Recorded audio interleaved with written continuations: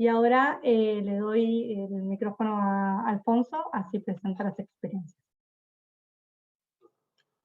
Hola, ¿qué tal? Mi nombre es Alfonso Fernández Paso, soy médico clínico. En este próximo segmento lo que vamos a ver y escuchar son tres experiencias de cuidado de salud basado en valor. Son tres experiencias distintas de tres ámbitos de cuidados distintos. La primera está relacionada a lo que es terapia intensiva con el licenciado Cristian Ortiz, que es coordinador de proyectos de mejora y eficiencia del Hospital Universitario Austral, que nos va a contar su experiencia en la prevención de lesiones por presión por metodología ANFE. La segunda es del ámbito ambulatorio, donde la doctora Mónica Ferrea, neuróloga de los consultorios externos de FLENI, de Escobar, nos va a contar la experiencia de cómo agregar valor en el diagnóstico ambulatorio. Y la tercera es una experiencia hospitalaria del Hospital Humberto Notti de Mendoza, donde las doctoras Andrea Falacci y Celeste Guerrero, que son infectólogas y epidemiólogas, van a hacer una exposición, que si no entiendo mal es una exposición grabada, sobre una UPI de neutropenia febril de bajo riesgo.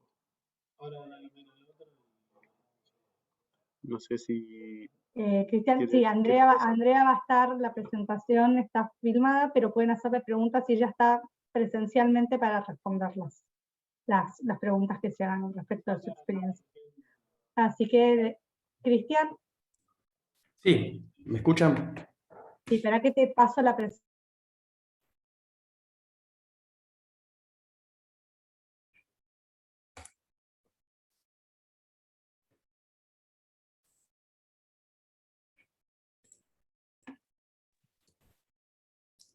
Un segundito que voy a compartir pantalla. Sí, perfecto. La virtualidad nos permite ser muchos y tiene estas cosas.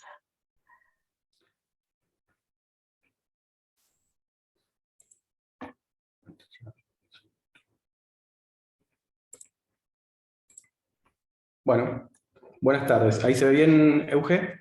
Se ve perfecto. Bueno, buenas tardes. Gracias Alfonso y Eugenia por la presentación y gracias a todos por participar de esta charla. Como le decía Alfonso recién, lo que vamos a hacer es contarles nosotros un poquito nuestra experiencia sobre lo que fue la implementación de un bundle, un protocolo de prevención de lesiones por presión en unidades críticas adultos, utilizando la metodología ANFE.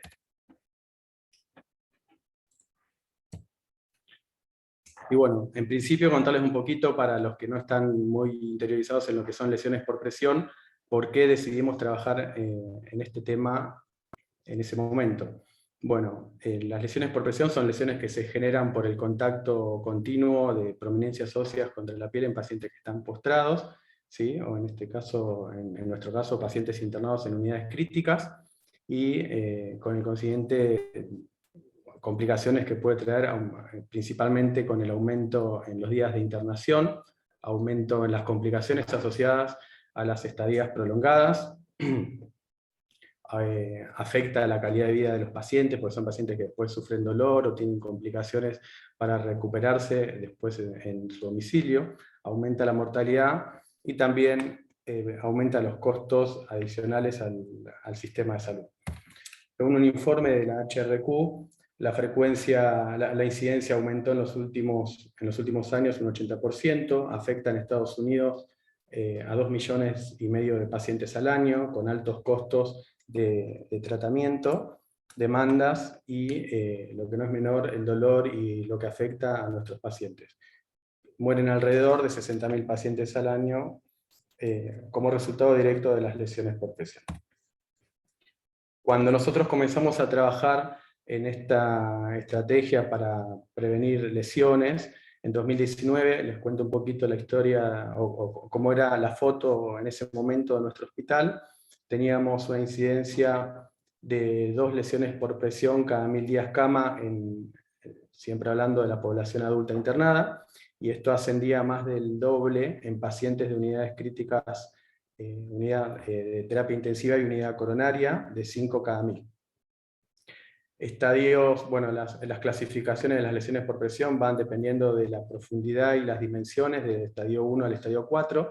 El 16% de estos pacientes lograban alcanzar estadios 3 y 4, los que demandan, lo que afecta más al paciente y lo que demandan más costos de tratamiento. ¿Sí? Con promedios desde que se generaban, desde su internación hasta que se genera la úlcera, de 14 días.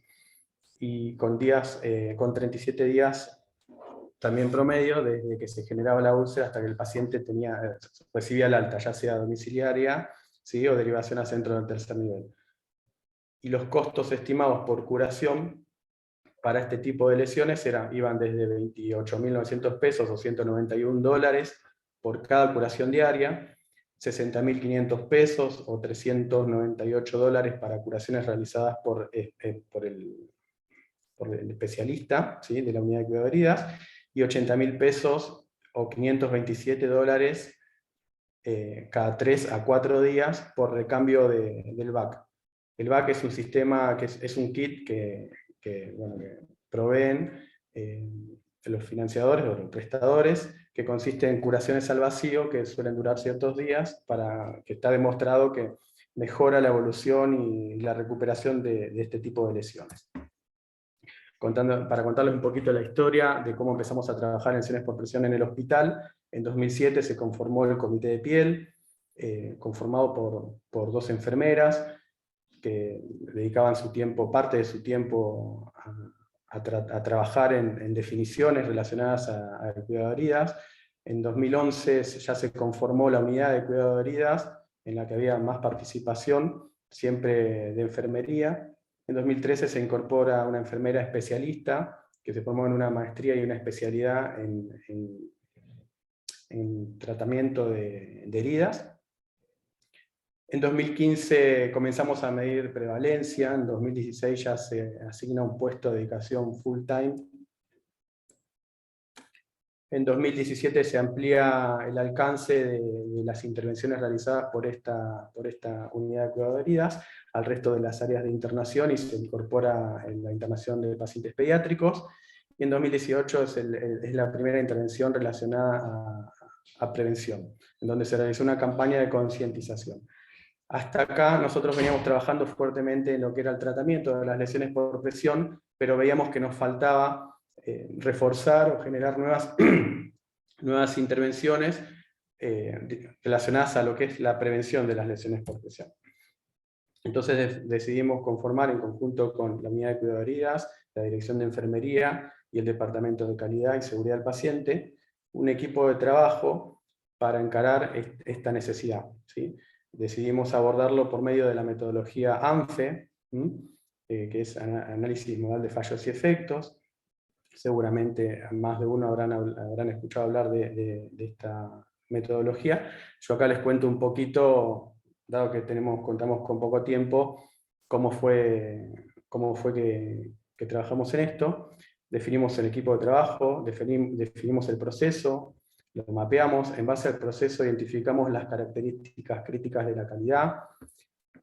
Lo que hicimos nuevamente, dependiendo en cada una de esas características críticas de la calidad, definimos y evaluamos y pusimos a prueba el proceso con un modo de fallo.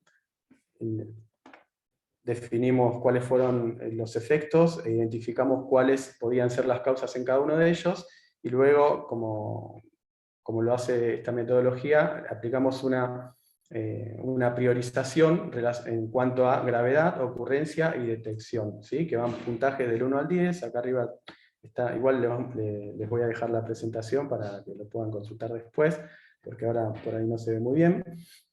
Pero bueno, básicamente lo que hacemos es calculamos y priorizamos cada uno de estos fallos y identificamos cuáles son los que tienen el NPR más alto.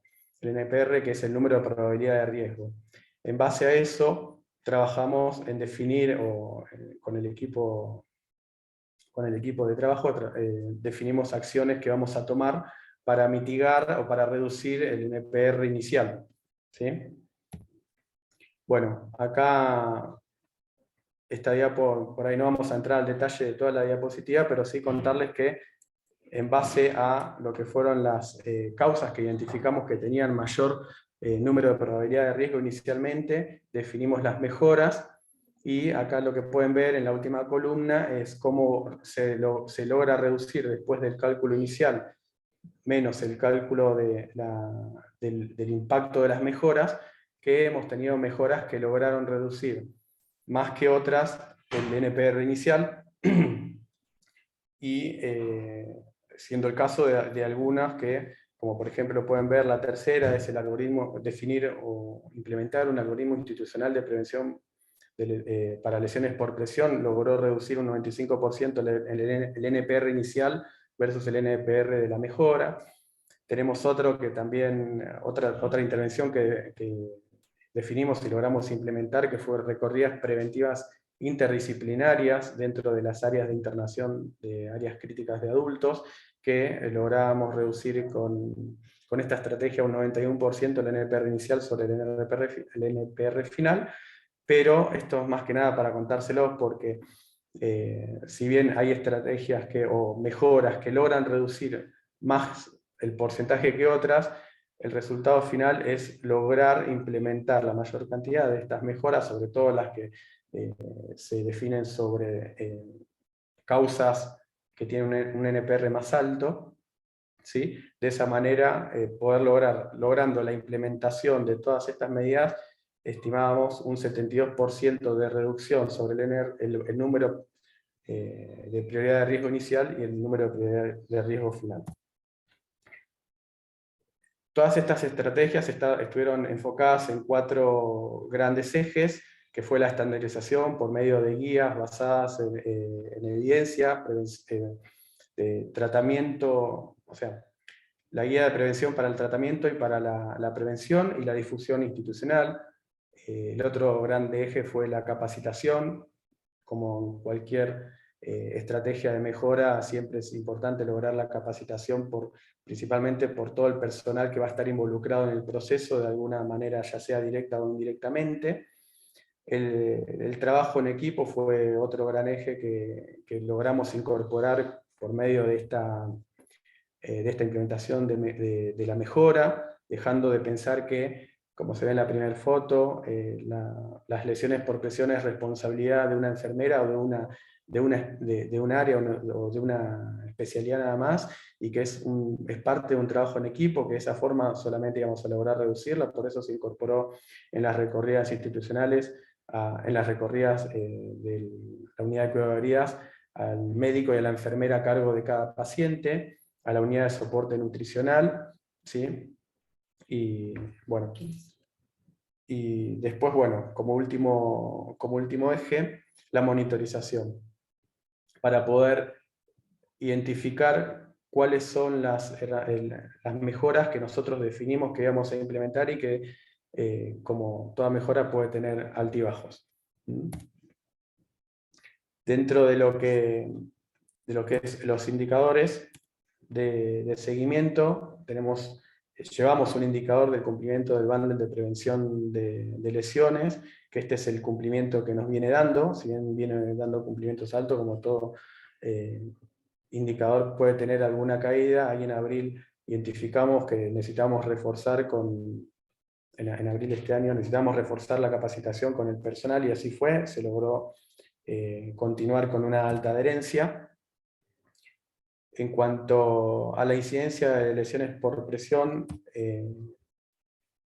en áreas de internación adultos, acá lo que es el gráfico de seguimiento, vemos que durante el año de la intervención, que fue en 2019, como les decía en la primera diapositiva, teníamos una incidencia de 5 cada 1000. Después, bueno, nos vimos afectados, como seguramente todos ustedes, por la pandemia, por lo cual se nos dispararon un poquito los números, pero ahora post demanda de pacientes COVID, estamos tratando de volver a valores anteriores o mejores a los que teníamos previo a la pandemia. Hoy estamos, en lo que va del año, en un 4 lesiones por presión cada 1000 días cama, en lo que es estadios 3 y 4, que son, como les decía antes, las que mayor demanda, las que mayor carga de trabajo y costos nos generan en el hospital. Y realizando una estimación económica, porque si bien es importante lograr reducir y para brindar un mejor cuidado al paciente, lograr reducir las lesiones por presión, también hay un impacto en el negocio, y nosotros, en cuanto a lo que más nos afectaba en este aspecto, era el valor de las... en realidad no es que nos afectaba, sino que hoy también nos afecta, que es el valor total, el valor de las curaciones avanzadas que se realizan este tipo de curaciones, que son curaciones para estadios 3 y 4, que demandan muchos insumos, escarectomías que también se realizan con muchos insumos y además con los honorarios de los profesionales que las realizan, y los recambios de los sistemas BAC o curación al vacío. Acá pueden ver anualmente cómo impacta en los gastos, pero si se fijan abajo en la última fila, es el acumulado en lo que va de enero de 2019 a marzo del 2022. Hemos invertido o hemos gastado $191.000 en curaciones, $340.000 en escarectomías, $71.000 en recambios de BAC, y a esto habría que sumarle, que no lo tenemos incorporado en este análisis económico, todas las curaciones que realiza enfermería el resto de los días, porque son curaciones sacando a los pacientes que tienen BAC, que se realizan prácticamente diariamente con el mayor consumo de insumos de lo que pueden ver acá, pero inicialmente, en principio, este es el impacto que genera económico en las lesiones por presión estadio 3 y 4 en nuestro hospital. Muchas gracias. Muchas gracias, Cristian. Hay las preguntas, si quieren, las pueden ir dejando en el chat y las vamos respondiendo para el final. La próxima experiencia es la de la doctora Mónica Ferrea, de diagnóstico ambulatorio en Flen y Escobar. Hola, buenas tardes. No puedo compartir la pantalla, no está habilitada. Cristian, por favor, para dejar de compartir la tuya. Exacto. Así Mónica puede presentar.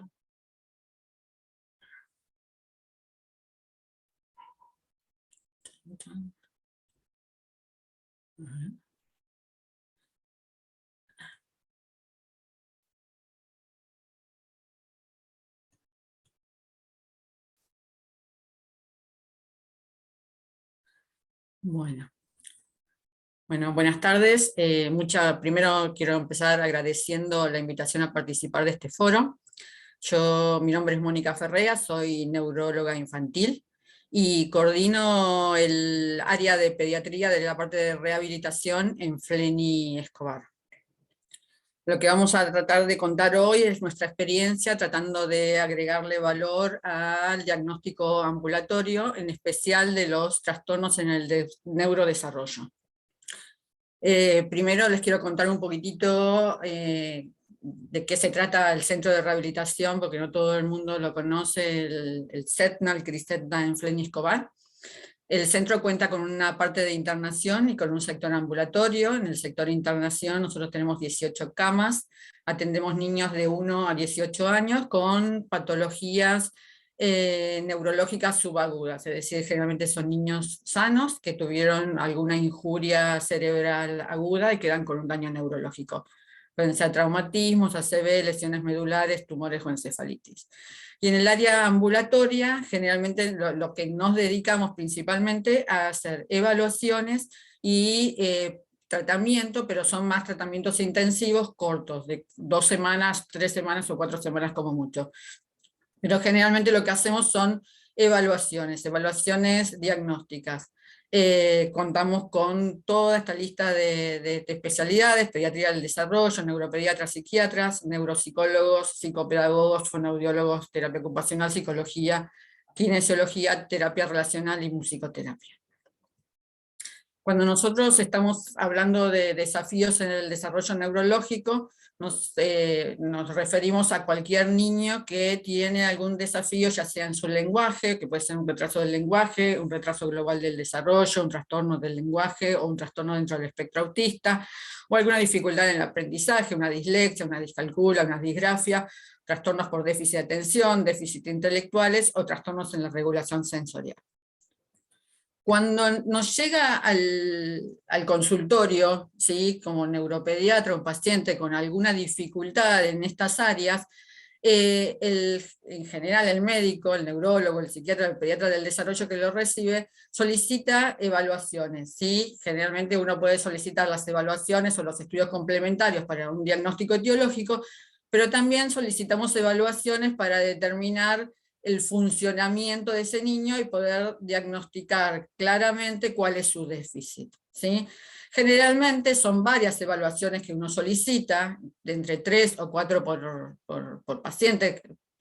Por ejemplo, un chico con un retraso del lenguaje, un trastorno del lenguaje o dificultades en su lenguaje, le vamos a pedir una evaluación de fonobiología, una evaluación del índice de desarrollo, es decir, de cuál es su nivel de desarrollo. Si tiene alguna dificultad sensorial, le vamos a agregar una evaluación de terapia ocupacional, y el padre se va, la familia se va con todos estos pedidos a tratar de buscar los especialistas que le puedan dar estos diagnósticos. Este proceso de diagnóstico por especialidad lleva habitualmente una entrevista de admisión, ya sea la psicopedagoga, por ejemplo, 4 más consultas donde se van haciendo las evaluaciones diagnósticas y una entrevista de devolución. Todo este proceso habitualmente nos puede llevar entre 30 a 60 días, ¿sí?, por cada especialidad. Y ahí también está la dificultad que tienen en este momento las familias de conseguir los especialistas que realicen estas evaluaciones y de poder hacer las evaluaciones al mismo tiempo. Con el resultado de estas evaluaciones vuelven al médico que lo derivó para indicar el plan de tratamiento. Viendo todas estas dificultades que presentan las familias en relación a conseguir un diagnóstico, lo que nosotros pensamos es en armar una unidad donde se pudiera realizar estos diagnósticos en manera integrada, donde sea visto por las 4 especialidades o por las especialidades que el médico solicitara en el mismo momento y al mismo tiempo, y que estas evaluaciones se hicieran en un tiempo acortado. Entonces, bueno, diseñamos estas evaluaciones, las realizamos, bueno, tenemos los médicos y los terapeutas que realizan las evaluaciones en unos consultorios y gimnasios específicos, y con los test específicos para realizar las evaluaciones. El proceso se realiza de esta manera. El paciente es derivado por el médico, ingresa, puede ser derivado por el médico o ingresar a través de un cuestionario cuando el paciente viene de forma espontánea. Entonces ese cuestionario es evaluado por un médico nuestro que diseña el módulo de evaluación. Una vez que ingresó, tiene una admisión médica, que puede ser por un neurólogo, un pediatra o un psiquiatra, ¿sí? Y tiene las evaluaciones solicitadas estandarizadas que se realizan en el término de 1 semana como máximo. Luego de esto, el equipo realiza una reunión interdisciplinaria donde se discuten los perfiles del paciente, se hace el diagnóstico y después se realiza la devolución por el médico integrada con el diagnóstico y con sugerencias terapéuticas para llevarle a su médico de cabecera. Este sería como el flujograma: el paciente ingresa, admisión recibe el pedido, si no tiene una orden de derivación se le envía el cuestionario de admisión, luego se define a qué módulo va a ir. Si es un niño menor de 42 meses, ingresa a lo que nosotros llamamos un programa de detección precoz de alteraciones en el neurodesarrollo, que es un programa específico que tiene 4 evaluaciones, tiene una evaluación de un coeficiente intelectual, una evaluación de fonobiológica, un A2 para diagnóstico de autismo y una evaluación de terapia ocupacional. Si el paciente es mayor de 42 meses, podemos decir, si tiene sospecha de un trastorno del aprendizaje, va a ir a la clínica de aprendizaje, donde es evaluado por psicopedagogía, neuropsicología, y se le hace un coeficiente intelectual.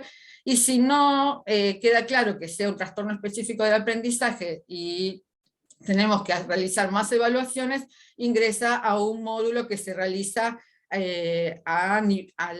según la necesidad de cada paciente. Todos estos módulos van a tener la entrevista de admisión con el médico, las evaluaciones, el ateneo de discusión del paciente y la devolución. ¿Qué pasó? Cuando nosotros armamos estos módulos de evaluación y empezamos a trabajar de esta manera, hubo un incremento exponencial de la cantidad de la demanda de estas evaluaciones, con una espera de 3 a 4 meses para poder darle los turnos. Entonces, en ese momento, lo que nosotros hicimos fue una revisión de las agendas de los profesionales, optimizando los horarios, redefiniendo los roles de cada terapeuta, y así logramos optimizar el uso de las agendas de un 60 a un 80%. No se llega a optimizar a un 100% las agendas de los terapeutas, porque estos módulos yo siempre digo que son como un Tetris, que hay que encajar la psicopedagoga con la neuropsicóloga, con la fonoaudióloga, y entonces no podemos optimizar 100% todas las agendas. Muy difícil. Entonces, los beneficios de la unidad del módulo que nosotros armamos son que los pacientes pueden realizar la evaluación en un solo lugar, que el proceso de evaluación dura un promedio de 1 semana contra lo que generalmente dura, que son de 1 a 2 meses, que el diagnóstico, eso es lo que nosotros remarcamos, es un resultado de integrado, donde se discute las sugerencias de todos los terapeutas y se pueden dar sugerencias para el tratamiento para los terapeutas, para la casa y para la escuela, que existe la posibilidad de una reevaluación según necesidad y evolución, y que también las evaluaciones en gran parte son cubiertas por algunos de los financiadores mayores que tenemos en el país. El desafío que tenemos es lograr que los financiadores paguen por valor estas prestaciones, porque nosotros tenemos un pago modulado y no tienen en cuenta todos los beneficios que nosotros les otorgamos. Esto es una comparación que hice sobre el programa de detección temprana de los trastornos del desarrollo. La duración fuera de nuestra institución aproximadamente es de 1 a 2 meses el proceso. En FLENI lo hacemos en 7 días, y los costos de repente también terminan siendo inferior. Estos costos que puse fuera de FLENI son los costos en privado, no los costos de repente cuando la prestación se realiza en un prestador de un financiador, ¿no? Sino cuando los terapeutas están trabajando en privado. Y bueno, la importancia del informe integrado versus no integrado. Si analizamos las fortalezas del programa, nosotros pensamos que responde a las necesidades de los pacientes en manera integral, que tenemos un personal capacitado ampliamente para realizar estas evaluaciones. Como oportunidad tenemos una lista de una demanda insatisfecha que en este momento todavía no estamos pudiendo cubrir, posibilidad de nuevos negocios a partir de realizar estos diagnósticos. Surge la demanda de las familias también de que le demos tratamientos específicos, orientación, cuando le hacemos el diagnóstico, así que habría posibilidad de nuevos negocios, y también la oportunidad de tratar de generar el pago por valor.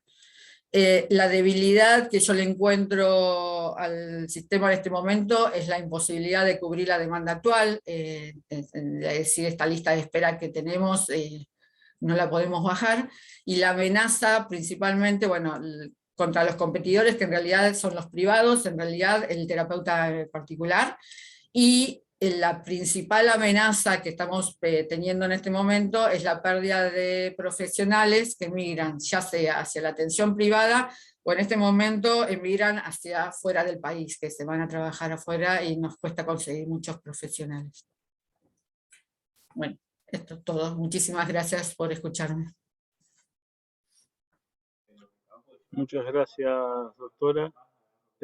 Ahora es el paso de esta tercera experiencia, que según entiendo iba a ser una versión grabada, ¿no?, de la doctora Falaschi y Guerrero. Sí, la paso yo, un minutito.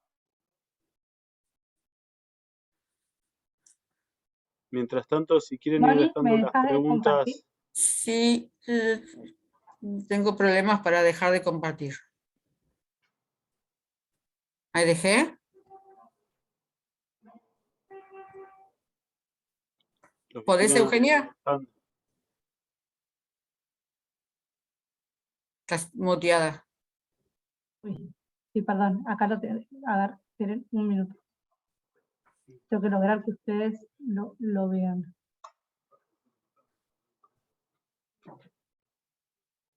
Por favor, no olvides compartir el sonido. No. A ver, un minuto. Los que quieran ir poniendo sus preguntas en Zoom para que después puedan ser respondidas al final de las exposiciones, están abiertos.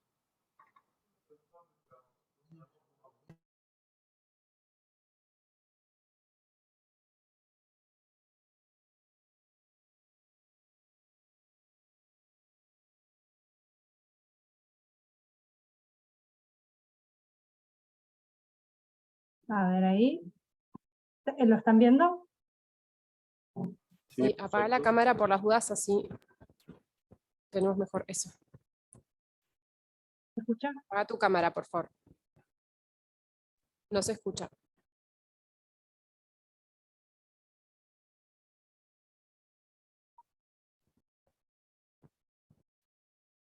No se escucha, Euge. No se escucha. Deja de compartir y volví a compartir, ¿vale? Ok. Recuerda que para compartir el audio es en la pantalla donde hay que compartir. Hay que tildar la opción compartir el sonido.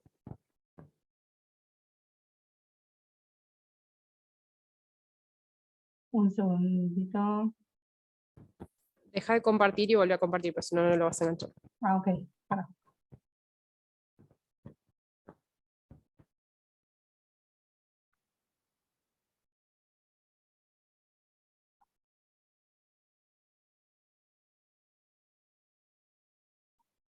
Ahí. No, no se escucha. A ver, subiendo el volumen de la computadora. Está al máximo. ¿Vos lo estás escuchando? Yo sí. Cuando le pones play. Sí, yo lo escucho perfecto. A ver, esperen un segundo que...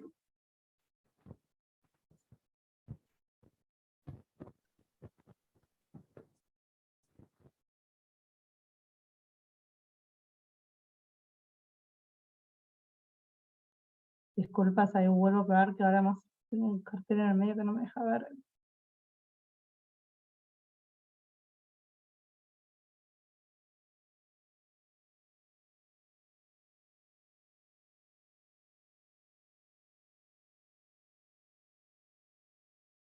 A ver, ahí sí se escucha. ¿Se escucha? No se escucha. No se escucha. Hay un zoom.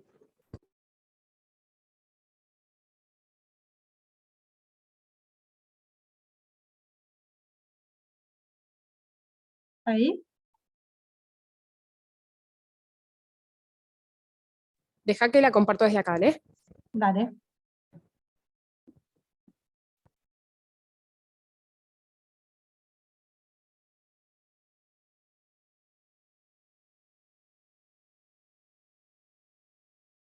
Mil disculpas. No sé por qué no funciona. Bueno, hasta ahora venimos viendo dos experiencias distintas, pero ambas entregando valor a los pacientes de dos lugares totalmente distintos, lo cual está bueno, en un hospital de agudos, uno en un centro de rehabilitación, cómo desde ambos lugares se conformaron equipos multidisciplinarios que integran el cuidado del paciente para tratar de brindar una mejor experiencia, que es parte de llegar a los buenos resultados y a lo que es la ecuación de la salud basada en valor, que implica mejorar los resultados a menor costo y disminuyendo los desperdicios. A ver si ahora logramos que la vean. a lo que nos falta. Ahí se ve bien en pantalla completa. No, se ve Ok. en chiquito. Un segundo, a ver.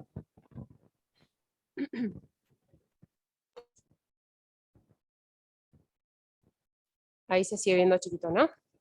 Pero se Ahí se ve ve, bien. está bien, sí. ¿Se ve bien? Bueno, vamos a hacerlo así agilizamos para no tener a la gente esperando. Aguárdame un segundo. ¿Querés irte presentando, Andrea? Yo ahora te pongo la cámara. Bueno, buenos días, buenas tardes a todos, perdón por los inconvenientes técnicos. Celeste está en Mendoza y yo estoy acá en el auditorio, así que habíamos grabado la charla porque la dimos entre las dos, pero bueno, la idea es comentarles la situación de esto que nosotros empezamos a pensar cuando empezamos a pensar cómo agregarle valor al trabajo en nuestro hospital. Ambas somos infectólogas pediatras, trabajábamos en el servicio de epidemiología, yo hasta la pandemia y luego en la dirección de epidemiología, y a raíz de un trabajo y un curso que estamos haciendo con Eugenia y el IEX, empezamos a pensar qué proyecto podríamos implementar en el hospital en el que trabajamos en Mendoza. Entonces, para los que no conozcan el hospital, a ver, ¿cómo paso? ¿Verdad? Sí. ¿Lo ves? Sí. Bueno, Es está complicado, complicada la disculpe. situación. Andrea es una guerrera que se la banca. Bueno, no importa. Ahí, listo. La idea era mostrarles un poquito lo que es nuestro hospital. El Hospital Noti es un hospital referente en la región de Cuyo, pediátrico, que tiene un volumen de consultas muy importante. Es un hospital de alta complejidad, tiene servicios de terapia intensiva, de recuperación cardiovascular, neonatología. Es el centro de referencia de los cuidados de pacientes oncohematológicos y tiene una consulta de más o menos 17.000 egresos hospitalarios diarios con 250 camas. Dentro de la misión del hospital, es un hospital que tiene implícita la gestión en los niveles de calidad y la mejora continua. Y por lo tanto nos parecía que un proyecto de salud basada en valor podía aportarle al hospital. Entonces ustedes saben que el cáncer es la segunda causa de muerte en niños mayores de 5 años y la neutropenia y la fiebre impactan negativamente en el pronóstico de los chicos en el tratamiento con cáncer, aumentando la letalidad. En promedio sabemos que un niño en todo su tratamiento con cáncer tiene entre 6 a 8 episodios de neutropenia, y en nuestro hospital más o menos 15 pacientes semanales reciben quimioterapia de bajo riesgo. Por lo tanto, 60 pacientes al mes podrían estar teniendo un episodio de neutropenia febril de bajo riesgo y digamos, poder ingresar a esta UPI. Algunas definiciones importantes para los que no son pediatras. Nosotros hablamos de neutropenia cuando el paciente tiene menos de 500 neutrófilos por milímetro cúbico o una predicción, o tiene menos de 1000 y se predice una caída a 500 en las próximas 24 a 48 horas. Hablamos de fiebre cuando el paciente tiene un registro de 38,5 axilar o 2 registros mayores de 38 separados por 1 hora. Y hablamos de neutropenia febril de alto riesgo cuando se da una de las siguientes, es decir, el paciente tiene una leucemia mieloide, una leucemia linfoblástica, presenta hipotensión o una PCR mayor a 90 miligramos por litro. O 2 criterios de los siguientes, que serían si la neutropenia es entre menos o igual a 7 días de que se ha hecho la quimio, o tiene un recuento menor de 50.000 por milímetros cúbicos de plaquetas. Entonces hablamos de neutropenia febril de bajo riesgo a los episodios de neutropenia que excluyen los anteriores, o sea, los que no son de alto riesgo son de bajo riesgo. Ya hay mucho consenso en la literatura, este es el manejo de episodios de neutropenia de bajo riesgo en la literatura mundial y en la literatura latinoamericana en el 2021, en donde muchos especialistas, y hay evidencia, acuerdan en que estos episodios en niños de bajo riesgo pueden ser manejados en forma ambulatoria, con una primera internación y después ambulatorios. Este, por ejemplo, es un artículo que habla luego del COVID en hospitales australianos, donde hay 8 hospitales que trabajan de esta manera, como les comentaba, y se les pregunta a los padres y a los pacientes y a los mismos médicos qué opinan de este tipo de cuidados. Todos acuerdan en que es ventajoso no solo para los pacientes, sino también para el sistema de salud. Y este último artículo describe en un hospital también de tercer nivel pediátrico cómo logran bajar la internación en este tipo de pacientes de 4 días a 1.5 y de costos como $2.200 australianos por episodio de neutropenia a menos de $800 por episodio. Entonces, ya hay evidencias significativas en la literatura de esta modalidad de tratamiento y todos acordamos que es mejor la evolución psicosocial que tiene tanto el paciente como la familia, que se reducen las infecciones intrahospitalarias y que el costo por paciente y los sistemas de salud se mejoran con este tipo de atención y que estos tipos de unidades serían una forma de acercar al paciente la mejor evidencia, ¿no?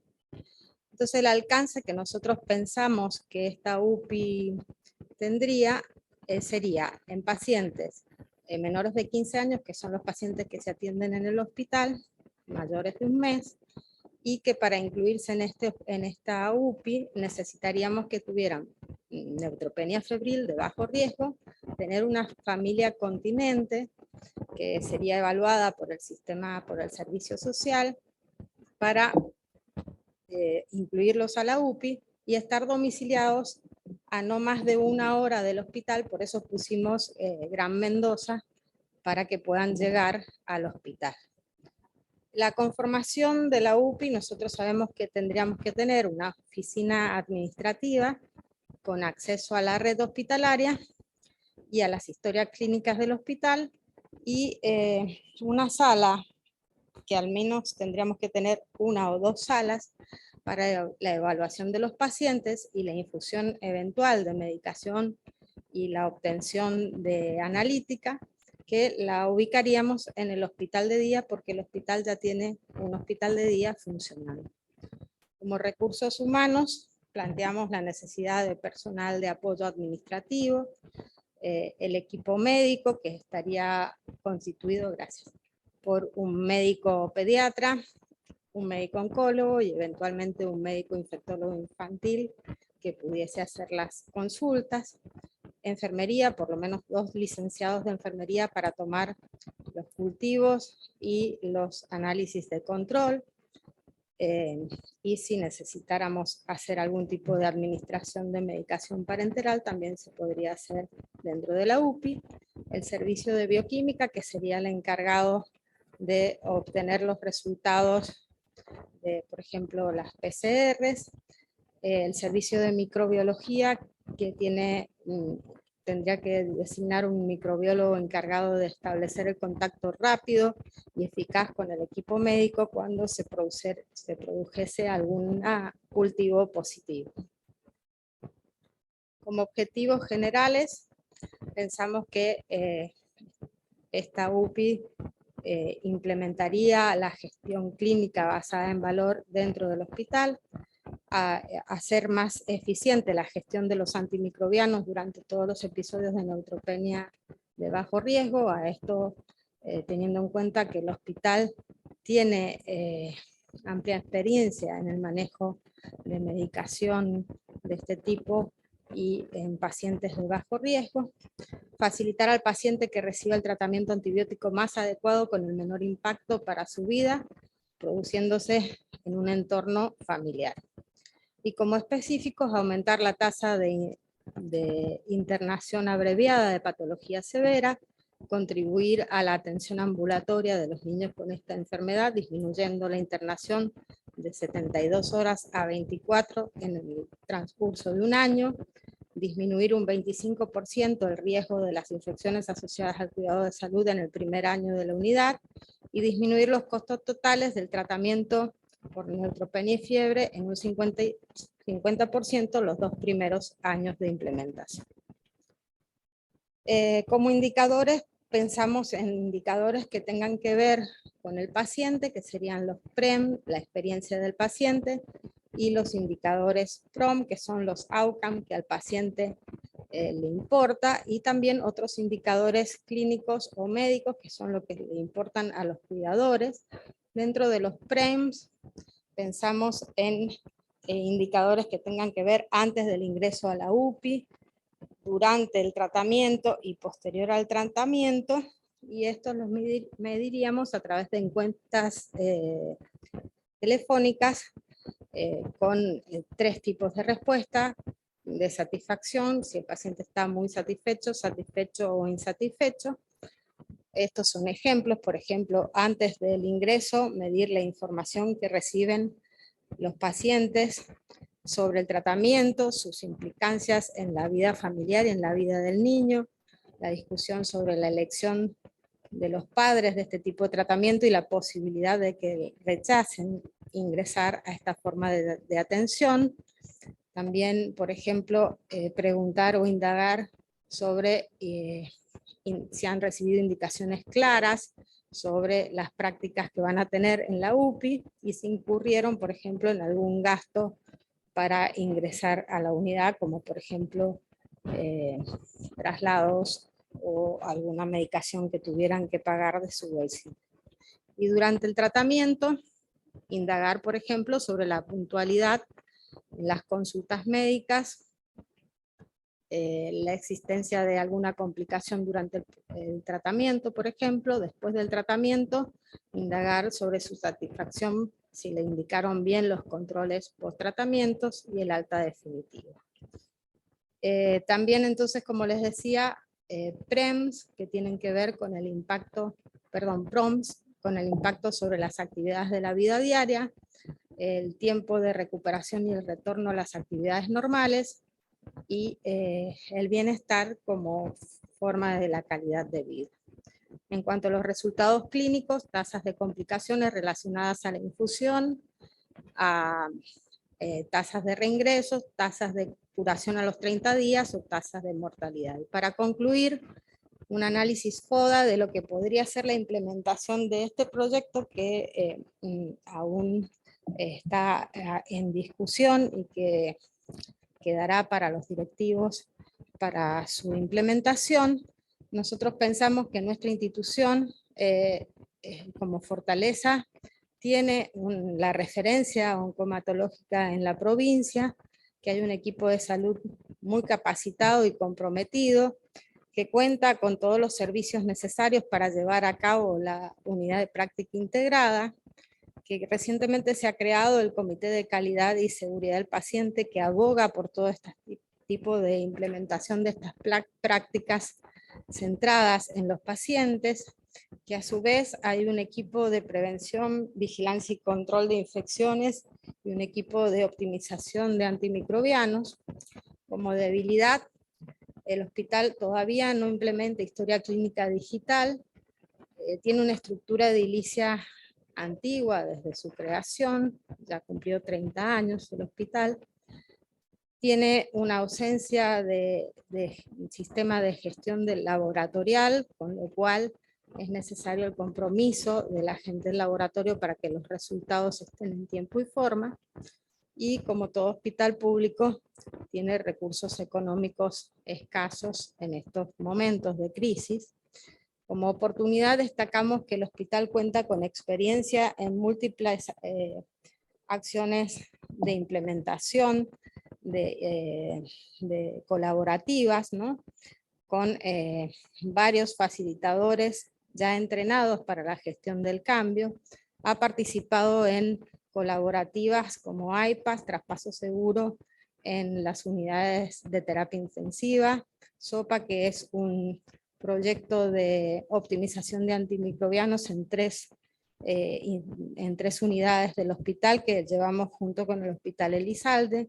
Colmenas, que es una colaborativa de atención de prácticas seguras que llevamos a cabo desde el hospital, desde la Dirección de Epidemiología, con 9 hospitales, que está implementándose en este momento, que trabaja junto con la Dirección de Epidemiología y Gestión de la Calidad en la provincia y también alineados con el Plan Nacional de Garantía de la Calidad, que trabaja conjuntamente con la Sociedad de Pediatría y que a su vez hay organizaciones de la sociedad civil como Fundavita que apoyan todo este tipo de trabajos con pacientes oncohematológicos. Como amenaza, la crisis económica y la disminución de los presupuestos en salud, y bueno, también como decía la colega del FLEN, el no reconocimiento de pago por valor de los financiadores para este tipo de proyectos. Muchas gracias por su atención, y está Celeste también para las preguntas en Mendoza, y yo aquí les agradezco mucho su tiempo. Muchísimas gracias, Andrea y Celeste, y perdón por la complicación técnica.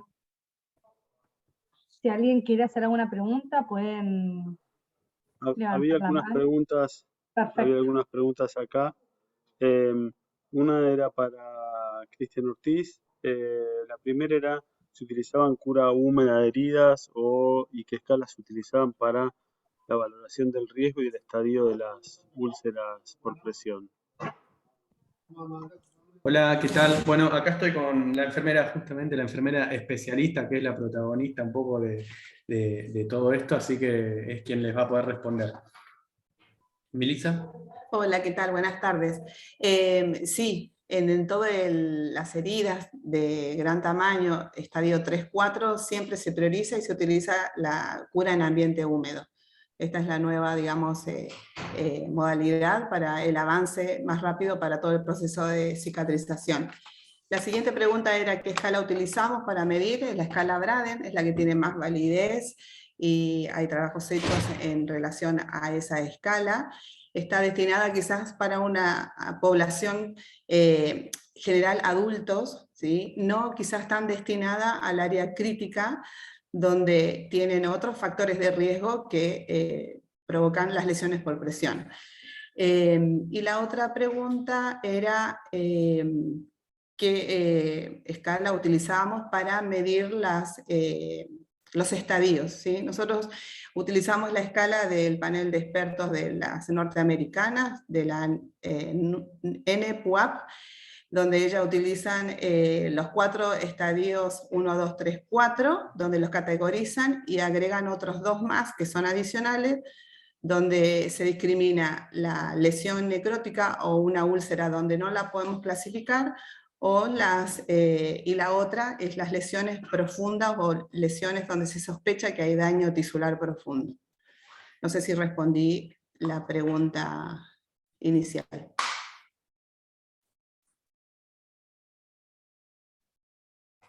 Ahí está, perfecto. Sí, creo que estaba respondida. La segunda era una pregunta de qué función realizaban los kinesiólogos en la unidad de cuidados de heridas. Sí, dentro del equipo interdisciplinar, en esas recorridas está el kinesiólogo, donde ellos aplican su protocolo para la movilización precoz, ¿sí? Ellos tienen ya un protocolo estandarizado donde tienen ciertos factores, donde ven qué probabilidad tiene el paciente de empezar a hacer una movilización primero pasiva y después activa. Entonces para nosotros es muy importante porque para prevenirla sabemos que el gol estándar es la movilización en la cama o la actividad fuera de la cama. ¿sí? Entonces, ellos aportan, digamos, su propuesta, decir si este paciente está sedestando o no. Lo mismo que el resto del equipo, los de soporte nutricional, la enfermera que está a cargo, ella chequea que esté implementado todo el bundles preventivo en el paciente destinado, y el médico a cargo, donde también se incorpora en la...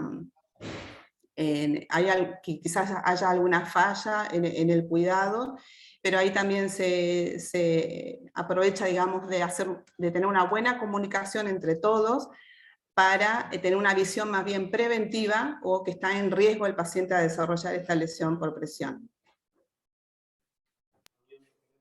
Muchas gracias. Después, Bruno Bioietti preguntaba si planifican de alguna forma el uso de recursos y los costos, y si usan alguna metodología particular para medir los ciclos de uso de recursos y costos.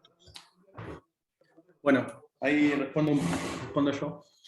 Sí, nosotros lo que utilizamos es como metodología para proyectos de mejora y eficiencia que trabajamos dentro del Departamento de Calidad y hacia el resto del hospital, es la metodología Lean Six Sigma, ¿sí? Con todo el proceso que es DMAIC, definición, medición, análisis, implementación y control.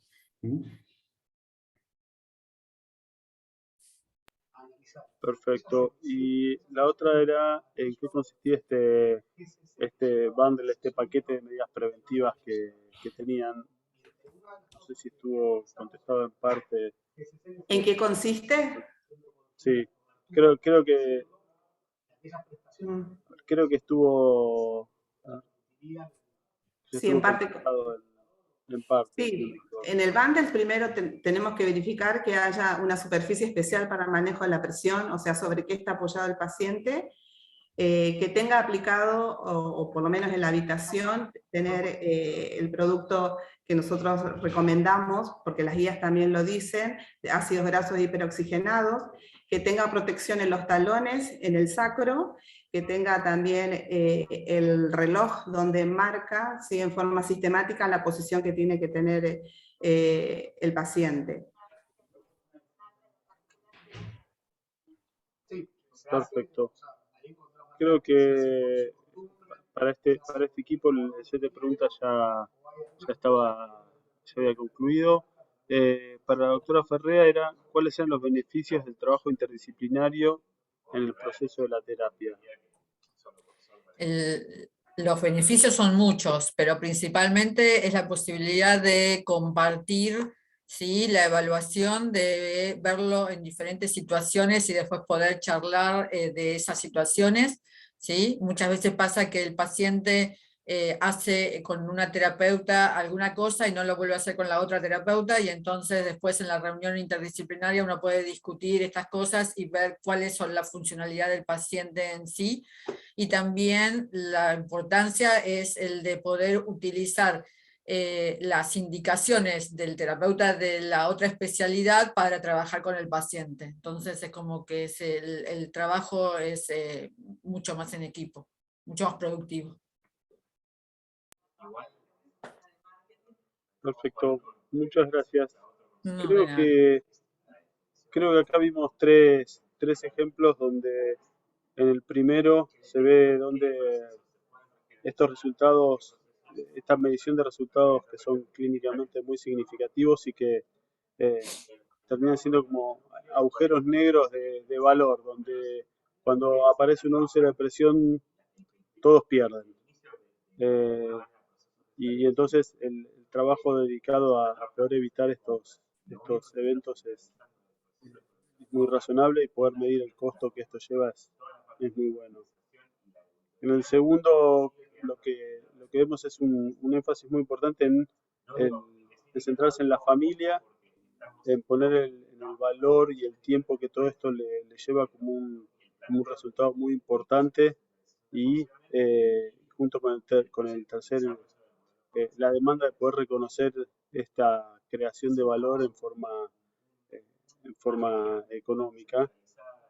Y en el tercero, esta modalidad de cómo crear una UPI con todo la integración de todo el equipo y cómo esto puede redundar en la mejora de calidad y cómo definieron medirla y cómo pueden, aumentando la calidad, al mismo tiempo bajar los costos como estaban en 50%.